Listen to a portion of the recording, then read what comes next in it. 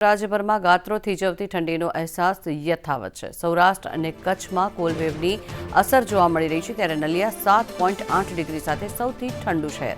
રાજકોટમાં 9 ડિગ્રી તાપમાન નોંધાયું છે અને કોલ્ડવેવનું યલો એલર્ટ પણ આપી દેવામાં આવ્યું છે। ત્યારે ડીસામાં 10.5 ડિગ્રી, કેશોદમાં 11.7 ડિગ્રી તાપમાન નોંધાયું, ત્યારે અમરેલીમાં 12.4, સુરેન્દ્રનગરમાં 12.8, અમદાવાદમાં 13 ડિગ્રી તાપમાન નોંધાયું છે, ત્યારે ગાંધીનગરમાં 13.2 ડિગ્રી તાપમાન નોંધાયું છે। વડોદરામાં 13.2 ડિગ્રી અને દ્વારકામાં 15.2 ડિગ્રી તાપમાન નોંધાયું, ત્યારે સુરતમાં 15.2 અને વેરાવળમાં 17.8 ડિગ્રી તાપમાન નોંધાયું છે।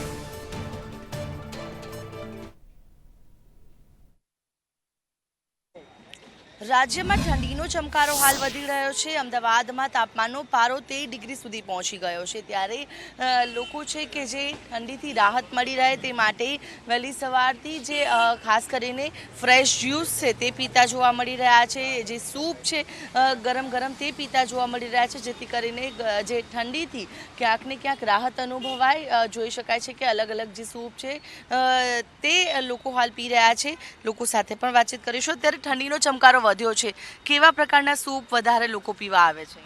વધારે સવારે તો ગરમા ગરમ બધા સૂપ પીવા આવે છે, જેમાં વધારે જિંજર લેમન કોરિએન્ડર છે, પમ્પકિનના સૂપ છે, આલમંડ બ્રોકલી માટે વધારે પીવે છે, ડ્રાય ફ્રૂટના સૂપ પીવે છે મારી વેરાયટી મુજબ। તમારા માધ્યમથી એક પણ વાત કહેવા માગીશ કે અમે 22 વર્ષથી અમે લોકો જવારાણ જ્યુસ કેન્સરના અને થેલેસેમિયાના પેશન્ટને ફ્રીમાં આપીએ છીએ, તો મેમ્બરોનો લાભ લેવા વિનંતી છે। બાકી નીરો વધારે પીવાય છે, લાઈવ જ્યુસીસ છે બધા મારી પાસે, અને વધારે પ્રોટીનના સૂપ બી પીવે છે અમારે ત્યાં। બિલકુલ, તો જે રીતે ઠંડીનો ચમકારો છે જેને લઈને જે વહેલી સવારે જે સૂપ છે તે અત્યારે વધારે લોકો પીતા હોય છે, જેથી કરીને અને ખાસ કરીને જે ગરમાહટ આપે તે પ્રકારના આદુ છે, જે ખાસ કરીને કે જે ગરમાહટ શરીરની અંદર આપે તેવા પ્રકારના સૂપ છે તે વધારે પીવાઈ રહ્યા છે। લોકો સાથે પણ વાતચીત કરીશું। કાકા, ઠંડીનો ચમકારો છે અને આપ સૂપ પી રહ્યા છો, રાહત મળે છે આનાથી? ઘણી બધી। કેવું લાગે છે? સૂપ પીવાથી રાહત, ઠંડીમાં રાહત મળે છે ને ઉર્જા મળે છે, સ્ફૂર્તિ આવી જાય છે શરીરમાં। અને હું કાયમ પીવું છું ઘણા 6 વર્ષોથી।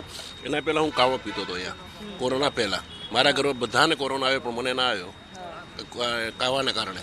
એવું આ ત્રિવેદીભાઈ કહે છે કાવો પીશો તો કોરોના નહીં આવે, મેં પીધો અને ખરેખર સાચું પડ્યું એમને વાત, મજા આવે છે। બિલકુલ, તો જે રીતે જોઈ શકાય છે કે અલગ અલગ પ્રકારના જે સૂપ છે તે અત્યારે હાલ ઠંડીનો ચમકારો શરૂ થતાની સાથે તેની માંગની અંદર પણ વધારો થયો છે।